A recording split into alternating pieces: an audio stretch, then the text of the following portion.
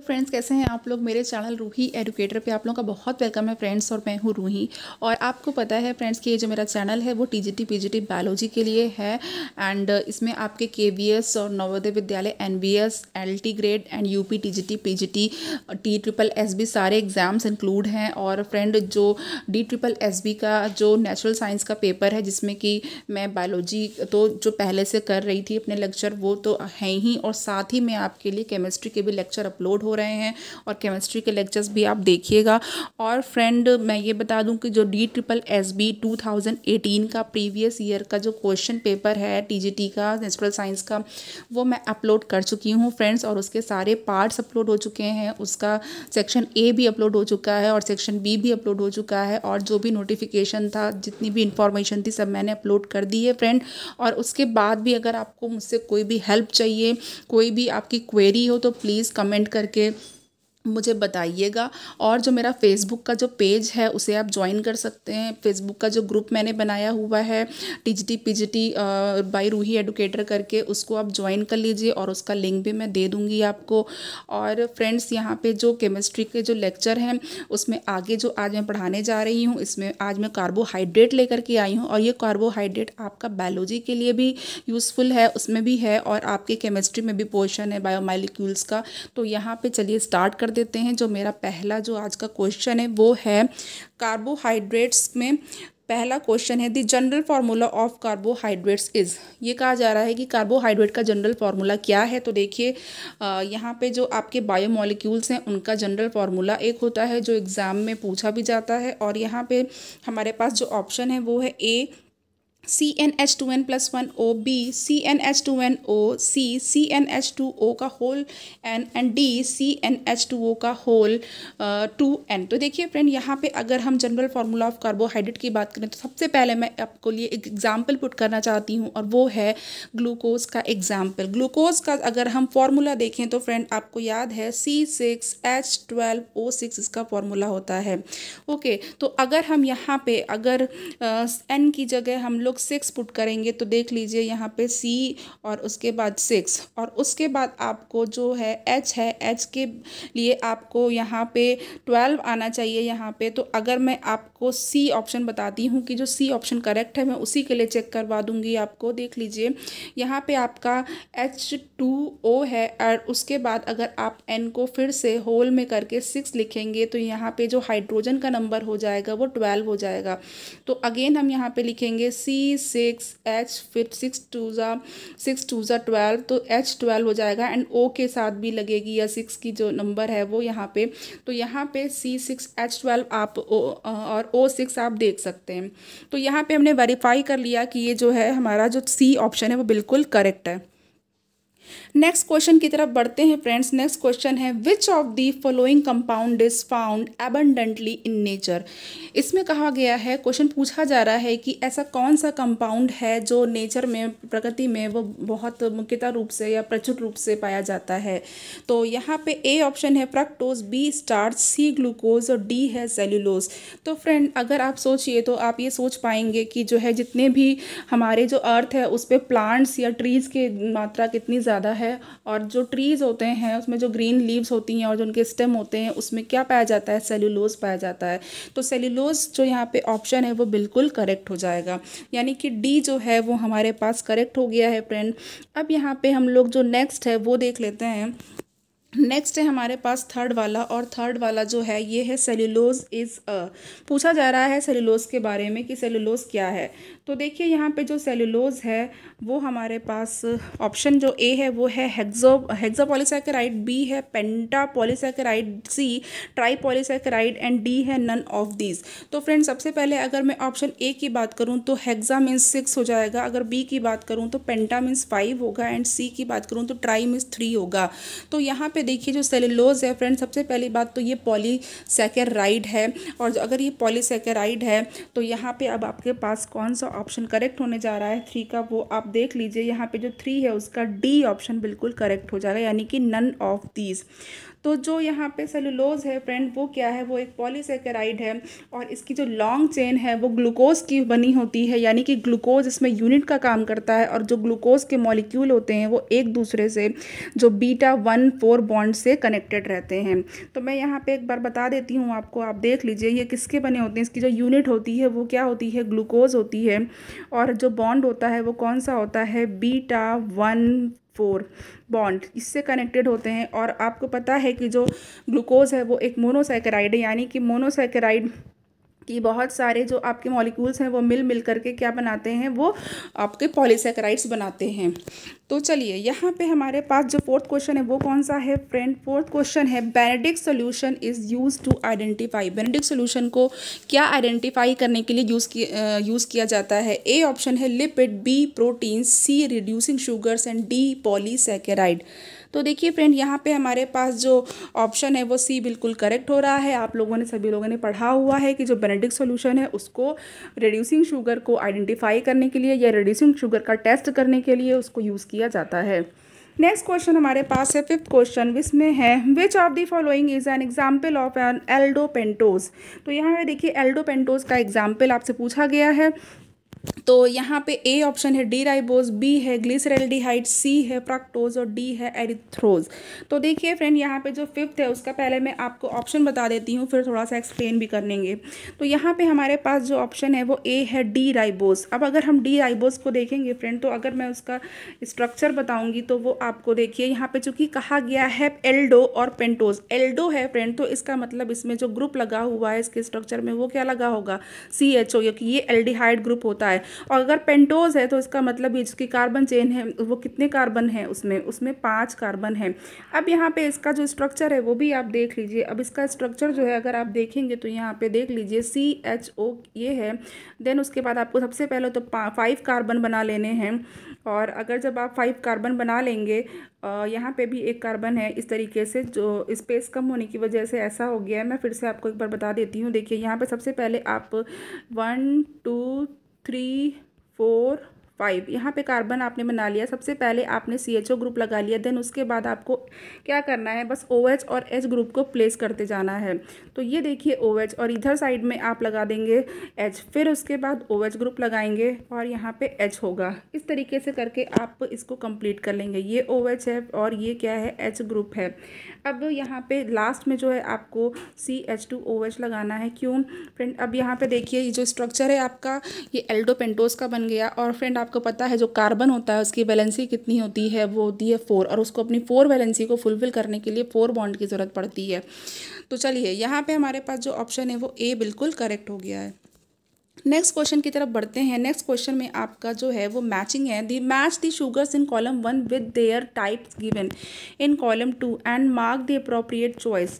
Column 1 column 2, column 1 में है friend glucose, B fructose, C ribose, D erythrose and और column 2 में आपका 1 है कीटोहेक्सोज, 2 एल्डोहेक्सोज, 3 एल्डोटेट्रोज एंड 4 एल्डोपेंटोज।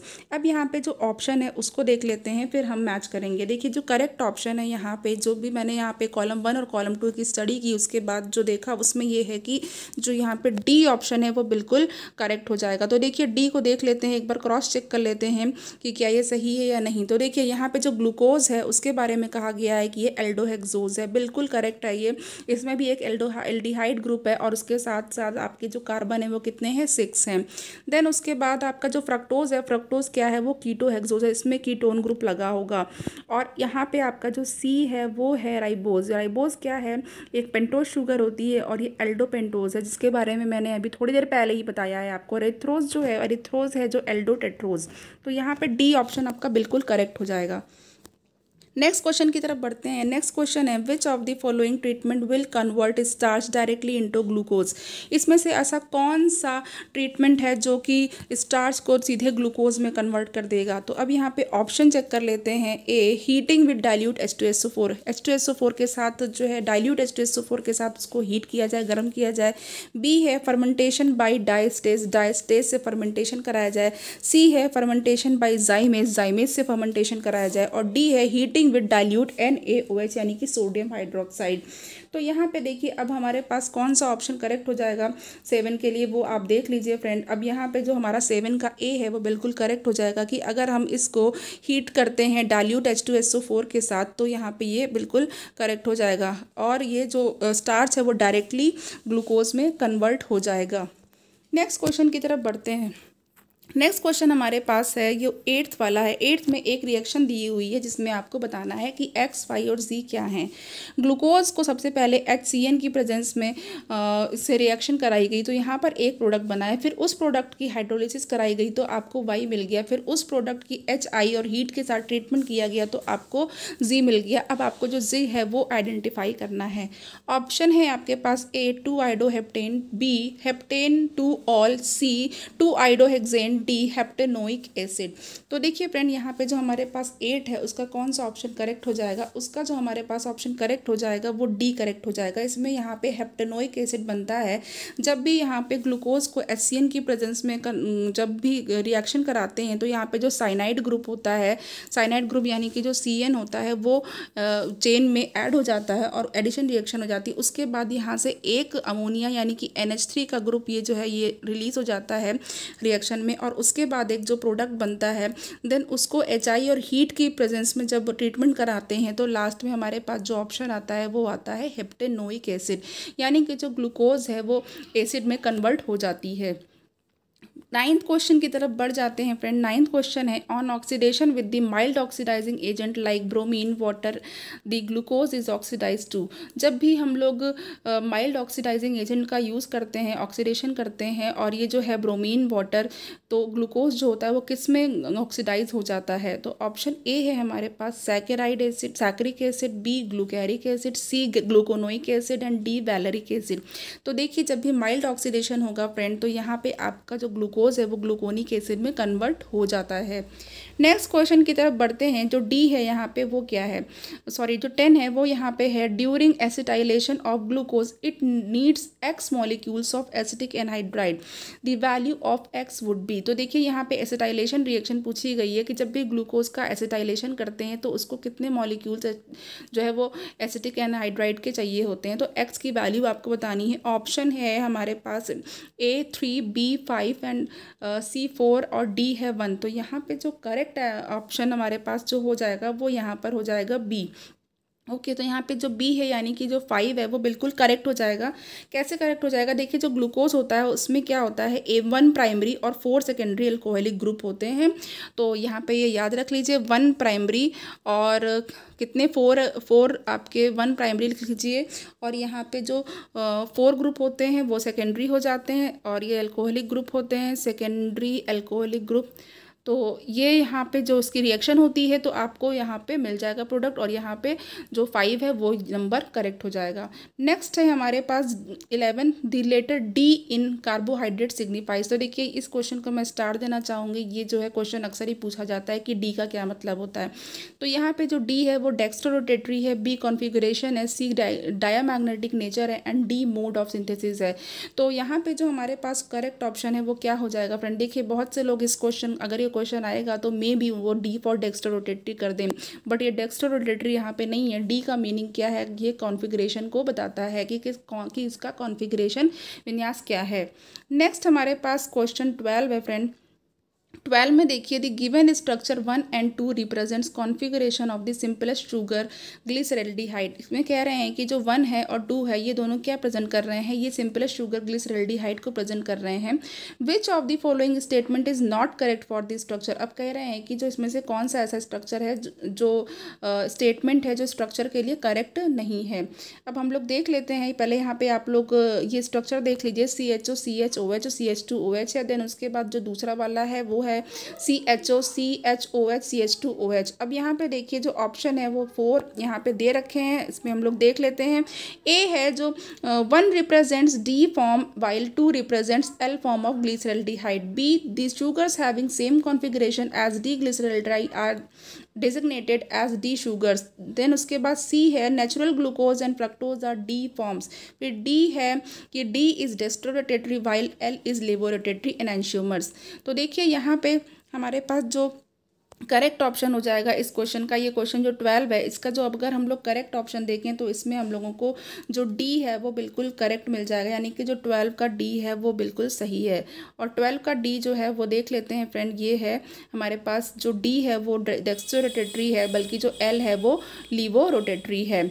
तो यहाँ पे देखिए, यहाँ पे मैं इसको यहाँ मूव कर देती हूँ, देन उसके बाद D is dextro while L is लीवो रोटेटरी इन एंशियोमर।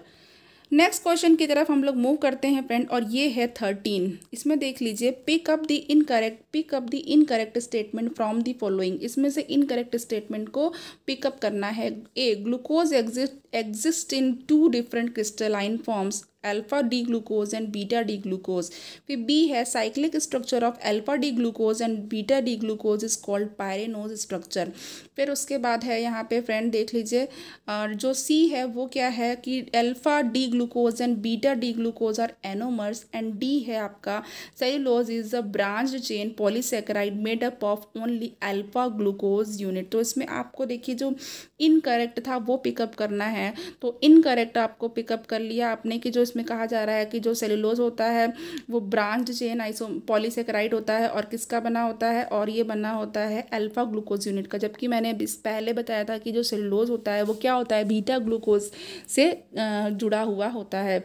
तो चलिए अब यहाँ पे क्या है, नेक्स्ट क्वेश्चन की तरफ मूव करते हैं। नेक्स्ट क्वेश्चन देख लेते हैं क्या है। दी 14th है यहाँ पे हमारे पास, और 14th में है the anomeric carbon in D plus glucose is a C1 carbon, फिर C2 कार्बन, सी है C5 कार्बन, एंड डी है C6 कार्बन।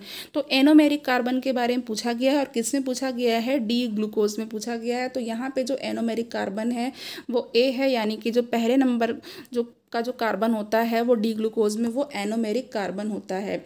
देखिए जो डी ग्लूकोज होता है वो 2 ऑप्टिकल एक्टिव फॉर्म में होता है फ्रेंड, जिसमें जो है आपका एक जो होता है वो अल्फा डी ग्लूकोज होता है, और दूसरा कौन सा होता है, बीटा। ठीक है, और जो दूसरा होता है वो यहाँ पे बीटा ग्लूकोज होता है। तो इस तरीके से ये 2 एनोमेरिक फॉर्म में होता है। चलिए नेक्स्ट क्वेश्चन की तरफ बढ़ते हैं। 15 है, a diabetic person carries a packet of glucose with him always because. Friend अच्छा क्वेश्चन है ये। तो देखिए यहाँ पे क्या है, option A glucose increases the blood sugar level slowly, and B है glucose reduces the blood sugar level, C glucose increases the blood sugar level almost instantaneously, and D glucose reduces the blood sugar level slowly. देखिए friend यहाँ पे जो हमारे पास जो correct option हो जाएगा इसका, ये क्या हो जाएगा, ये यहाँ पे बिल्कुल सी हो जाएगा। हाँ, आप लोगों को पढ़ने से ही पता चल गया होगा कि जो ग्लूकोज होता है वो ब्लड शुगर लेवल को ऑलमोस्ट इंस्टेंटेनियसली जो है वो इंक्रीज़ कर देता है, यानी कि इसको ग्लूकोज को हम लोग इंस्टेंट शुगर के नाम से भी जानते हैं। ये त्वरित शक्ति प्रदान करता है, त्वरित ऊर्जा प्रदान करता है। तो चलिए यहाँ पे हमारे पास जो आपके यहाँ घरों में ग्लूकॉन डी वगैरह रखा होता है, ये क्या करता है, जब भी कोई धूप से आता है या किसी को चक्कर आता है तो आपको तुरंत ग्लूकॉन डी का जो है पाउडर वो पानी में मिक्स करके दे दिया जाता है, और उसको आप पी लेते हैं और आप तुरंत अपने आप को एनर्जेटिक फील करने लगते हैं। तो चलिए अब इसके बाद जो हमारे पास 16th क्वेश्चन है वो क्या है वो देख लेते हैं। जो 16th क्वेश्चन है यहाँ पे वो है the alpha and beta forms of glucose are a isomer of D glucose and L glucose respectively, B diastereomers of glucose के जो ग्लूकोज है उसके डायस्टीरियोमर्स हैं, फिर सी है एनोमर्स ऑफ ग्लूकोज, ग्लूकोज के एनोमर्स हैं, एंड डी है isomers which differ in the configuration of C2, या फिर आइसोमर हैं जो कि कॉन्फिगरेशन सेकेंड नंबर के कॉन्फिगरेशन पे जो डिफर कर रहे हैं या भिन्नता रखते हैं।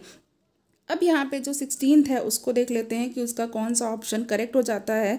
तो देखिए फ्रेंड यहाँ पे अगर हम 16 की बात करें तो यहाँ पे जो हमारे पास जो सी ऑप्शन है वो बिल्कुल करेक्ट हो जाएगा कि एनोमर्स ऑफ ग्लूकोज।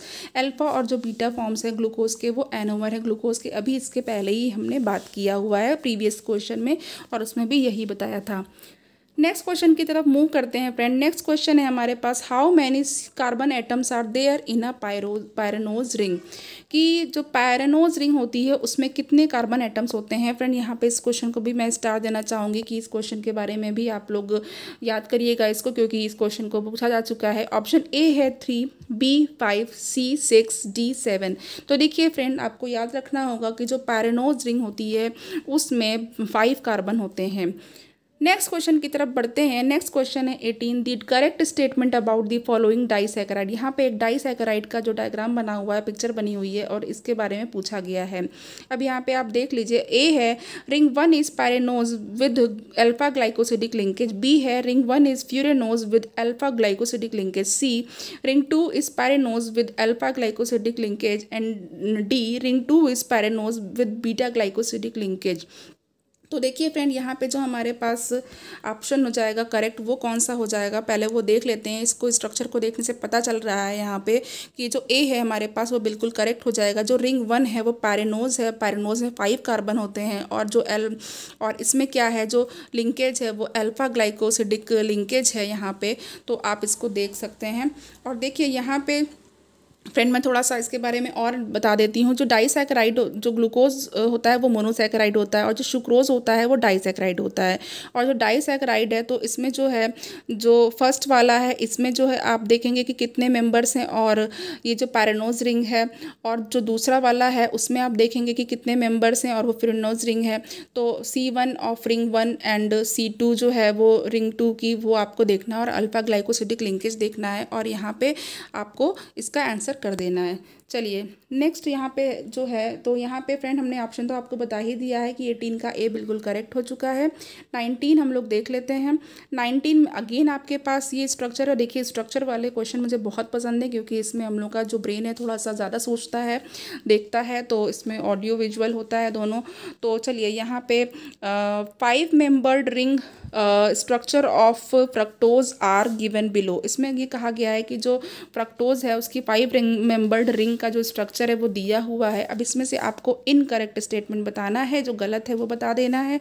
तो देखिए यहाँ पे है option A, the 5 membered ring structure are named as furanose structures. B है the cyclic structures represent 2 anomers of fructose. फिर सी है 5 membered ring structures are named as pyranose structure. D है these are also called Haworth structures. तो अब यहाँ पे जो 19 है उसके बारे में क्या करेक्ट हो जाएगा फ्रेंड, देखिए जो 5 मेंबर की जो रिंग होती है, ठीक है, उसको क्या कहते हैं, फ्यूरेनोज कहते हैं, और जो 6 मेंबर्ड की जो रिंग होती है उसको पैरेनोज कहते हैं। यहाँ पे अब यहाँ पे जो सी वाला ऑप्शन है, यहाँ पे आपसे इनकरेक्ट पूछा गया है फ्रेंड, ये देख लीजिएगा। तो यहाँ पे जो सी है वो बिल्कुल करेक्ट हो जाएगा क्योंकि यहाँ पे आपको इनकरेक्ट करना है। तो क्या कह रहे हैं, 5 membered ring structure are named as pyranose structure. Okay, next question की तरफ हम लोग बढ़ जाते हैं। नेक्स्ट क्वेश्चन है 20, study the structure of alpha D glucopyranose and beta D glucopyranose and mark the correct statement.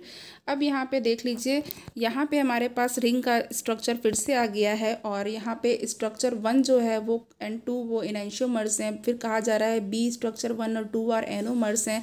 फिर सी है the 2 structure 1 and 2 differ in the configuration of C1 and C4। और फिर डी है both the structure 1 and 2 give 2 4 DNP test. तो देखिए friend, यहाँ पे जो हमारे पास 20 है उसका कौन सा आंसर करेक्ट होने जा रहा है। यहाँ पे फ्रेंड जो बी है वो बिल्कुल करेक्ट हो जाएगा। जो स्ट्रक्चर 1 और 2 हैं वो एनोमर्स हैं। चलिए, आपने जब फ्रेंड बायोलॉजी पढ़ी है और जो है वो उसमें क्या है, जो कार्बोहाइड्रेट का चैप्टर है उसमें जो स्ट्रक्चर्स दिए हुए हैं वो भी आपने अच्छे से स्टडी की है, तो इसलिए आप ये सब ईजिली कर भी लेंगे। फिर हमारे पास 21 है कि among the naturally occurring carbohydrate furanose ring is found in. अब यहाँ पे ऑप्शन ए है glucose unit of cane sugar, B glucose unit of cellulose and C fructose unit of cane sugar and D galactose unit of lactose. तो देखिए 21 question भी काफ़ी अच्छा question है और यहाँ पे जो हमारे पास जो सी है यानी कि fructose unit of cane sugar जो है वो आपकी सुक्रोज होती है और वो डाइसैकेराइड होती है, जो उसकी और ये ग्लूकोज प्लस फ्रक्टोज से मिल करके बनी होती है। तो यहाँ पे जो फ्रक्टोज यूनिट है उसकी, उसमें क्या होगी, केन शुगर की, उसमें जो है वो फ्यूरेनोज रिंग पाई जाएगी। नेक्स्ट हमारे पास जो 22 क्वेश्चन है उसको देख लेते हैं फ्रेंड। 22 है हमारे पास, which one of the following sets of monosaccharides form sucrose.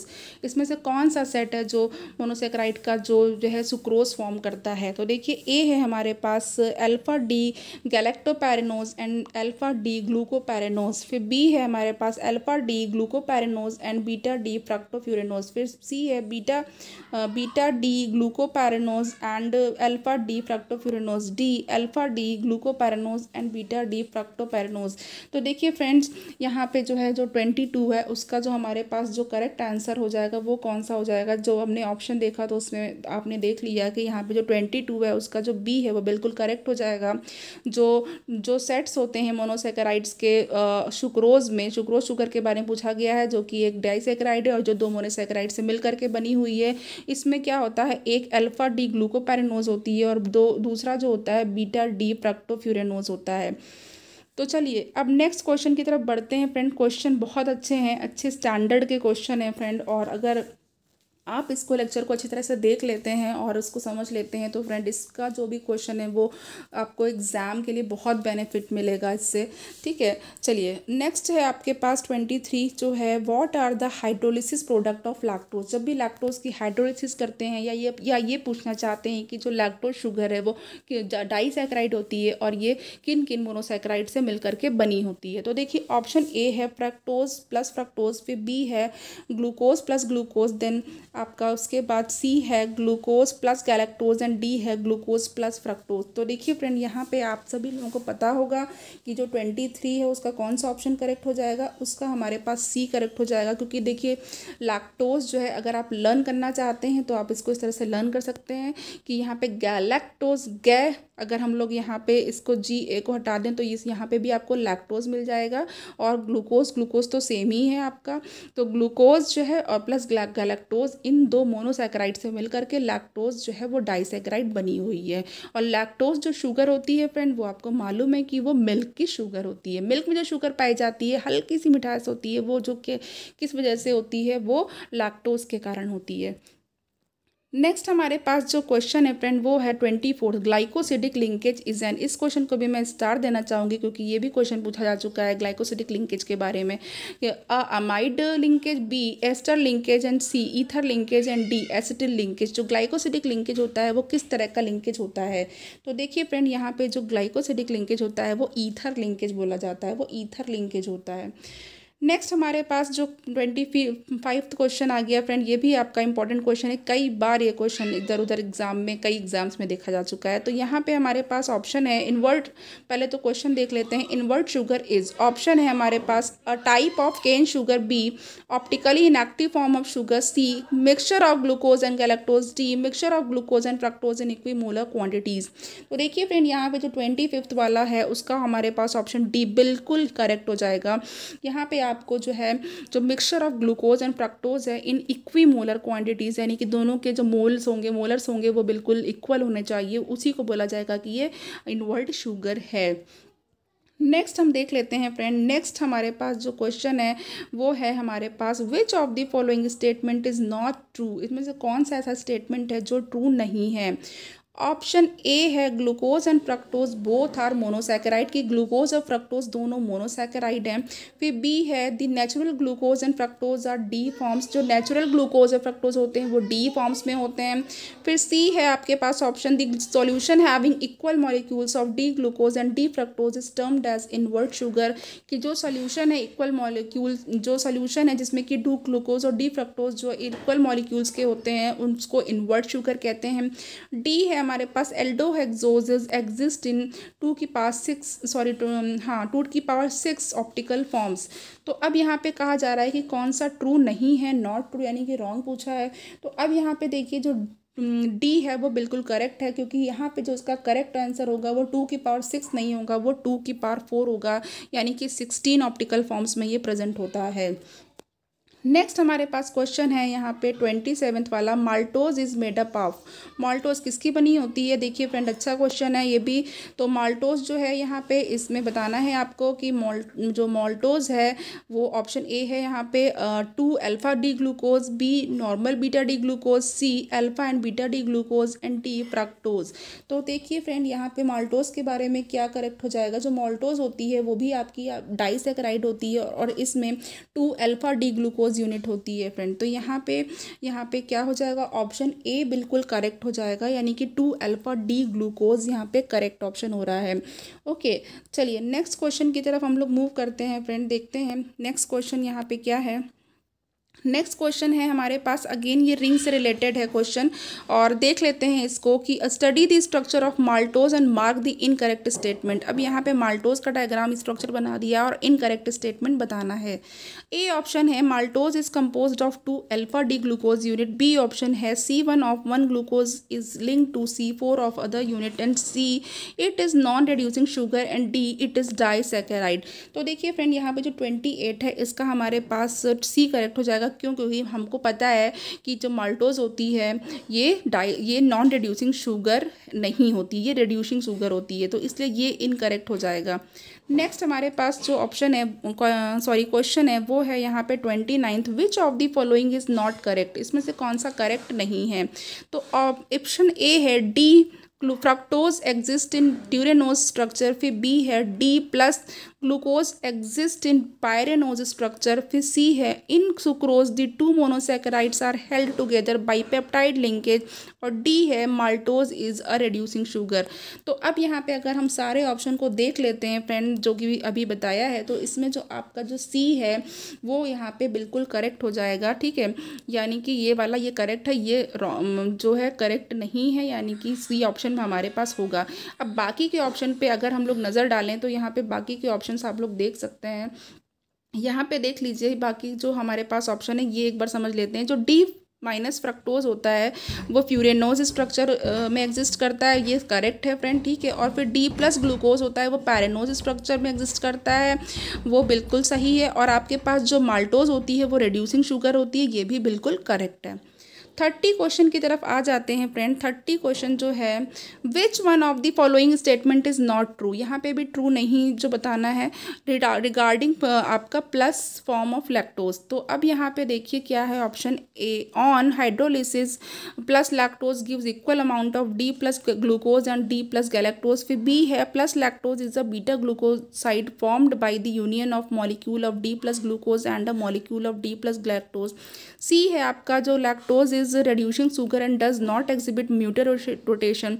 D है lactose C12H22O11 contains 8 hydroxyl groups। तो देखिए फ्रेंड, यहाँ पे हमारे पास जो 30 है उसका जो क्वेश्चन है वो हमारे पास ऑप्शन जो है वो सी वाला बिल्कुल करेक्ट हो जाएगा। जो लैक्टोज होती है वो रिड्यूसिंग शुगर होती है एंड डज नॉट एग्जिबिट म्यूटेरोटेशन, ये हमारे पास करेक्ट नहीं है। अब देखिए फ्रेंड, यहाँ पे हम लोग देख लेते हैं the glycosidic linkage involve in linking the glucose unit in amylose part of starch. अब स्टार्च की बात आ गई है फ्रेंड, ऑप्शन ए है, ये भी हमारे पास स्टार वाला क्वेश्चन है। अब ऑप्शन ए है C1 to C4 beta linkage, फिर बी है C1 C6 बीटा लिंकेज, सी है C1 C6 alpha linkage, and D C1 C4 alpha linkage. तो यहाँ पे देखिए आपको ये जो है हमारे पास जो ऑप्शन हो जाएगा वो देख लेते हैं कौन सा करेक्ट हो जाएगा। ये हमारे पास डी बिल्कुल करेक्ट हो जाएगा फ्रेंड। यहाँ पे देख लीजिए जो C1 and C4 alpha linkage. तो देखिए फ्रेंड, यहाँ पे हमारे पास डी करेक्ट हो चुका है।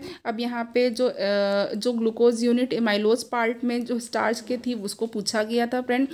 चलिए नेक्स्ट क्वेश्चन की तरफ देखते हैं कौन सा है।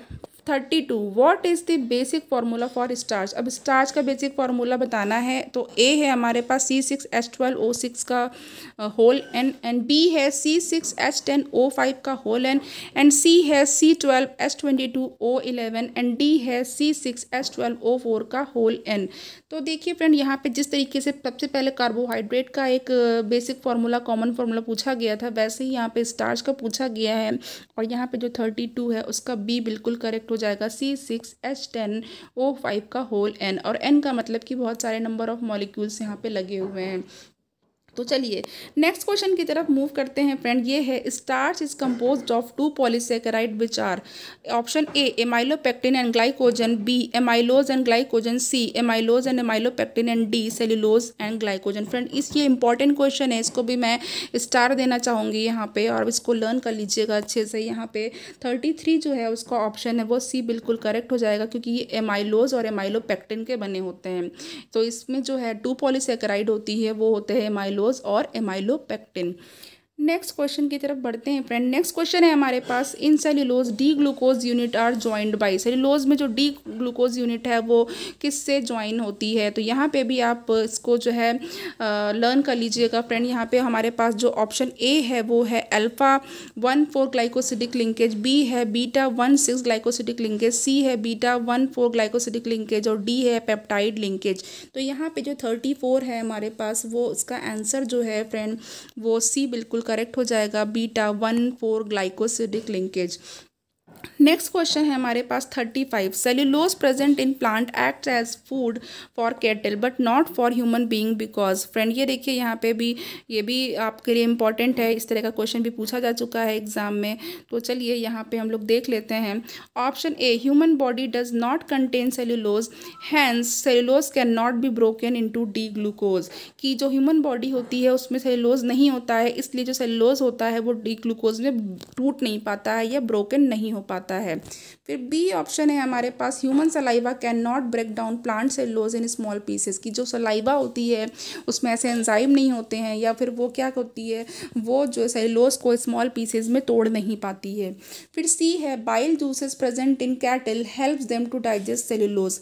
कि जो कैटल में, जैसे कि जो आपके जो जानवर होते हैं, जैसे कि आपकी गाय भैंसें हैं, उनमें क्या होता है, उनके बाइल जूस में जो है वो उसका जो बाइल जूस होता है उससे वह सेल्यूलोज का डाइजेशन कर पाते हैं, वो उसमें मदद करता है, सहायता करता है। फिर डी है हमारे पास, human being have a smaller stomach than the cattle. कि ह्यूमन बीइंग का जो स्टमक होता है वो कैटल के स्टमक से छोटा होता है। अब यहाँ पे जो हमारे पास करेक्ट ऑप्शन हो जाएगा फ्रेंड, कौन सा क्वेश्चन था, 35 था। अब इसका जो करेक्ट ऑप्शन हो जाएगा वो यहाँ पे हमारे पास ए हो जाएगा। देख लीजिए ए हो जाएगा। और ये आपको भी पता है कि जो ह्यूमन बॉडी होती है उसमें सेल्यूलोज नहीं होता है, इसलिए सेल्यूलोज को ब्रेक डाउन नहीं कर सकती है डी ग्लूकोज में। ओके, तो यहाँ पे जो एंजाइम सेल्यूलेज होता है, वो जो सेल्यूलेज एंजाइम होता है वो कैटल्स के स्टोमक में प्रेजेंट होता है। देखिए सेल्यूलोज आपका डिफरेंट है, और सेल्यूलोज को पचाने के लिए जो एंजाइम होता है वो सेल्यूलेज होता है। तो सेल्यूलेज जो है वो कैटल के स्टमक में होता है और हमारे स्टमक में नहीं होता है, और यही जो सेल्यूलोज को डी ग्लूकोज में तोड़ देता है और इसके बाद इसका ईजिली डाइजेशन हो जाता है।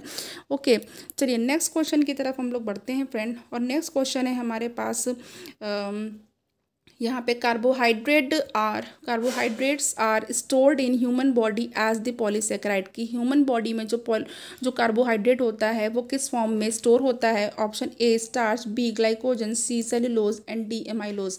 तो देखिए फ्रेंड, जो प्लांट होते हैं उसमें तो स्टार्च के फॉर्म में फूड स्टोर होता है, और लेकिन जो कार्बोहाइड्रेट अगर ह्यूमन बॉडी की बात की जाए तो इसमें ग्लाइकोजन के फॉर्म में, ग्लाइकोजन के रूप में संचित होता है। तो जो ग्लाइकोजन होता है वो रिजर्व कार्बोहाइड्रेट होता है और वो लीवर में रिजर्व रहता है, यानी यकृत में रिजर्व रहता है। अब यहाँ पे लास्ट क्वेश्चन जो मैंने आज के लिए चूज़ किया है वो है 37। उसके बाद प्रोटीन स्टार्ट हो जाएगा। तो glucose react with Tollens reagent to give a derivative of. Option A monocarboxylic acid, B dicarboxylic acid, C ketone and D है कीटो एसिड। तो यहाँ पे देखिए 37 का आपके पास जो करेक्ट ऑप्शन हो जाएगा वो ए हो जाएगा, मोनोकार्बोक्सिलिक एसिड। तो देखिए फ्रेंड्स, यहाँ तक जो है आपका आज का ये जो लेक्चर है वो एंड हो चुका है। इसके बाद कार्बोहाइड्रेट के बाद अब मैं प्रोटीन्स लूँगी, जो अब मेरा नेक्स्ट लेक्चर होगा। और फ्रेंड आज का जो लेक्चर था वो काफ़ी अच्छा था और क्वेश्चन भी अच्छे थे। आप लोग इसमें से चूज़ कर लीजिएगा, आपके जो बहुत अच्छे अच्छे क्वेश्चन हैं इसमें, और इससे बहुत बेनिफिट लीजिएगा, हेल्प लीजिएगा एग्जाम के लिए। और प्लीज़ सपोर्ट करिएगा, लाइक करिएगा, शेयर करिएगा, कमेंट करिएगा एंड चैनल को सब्सक्राइब कर लीजिएगा। Thank you so much.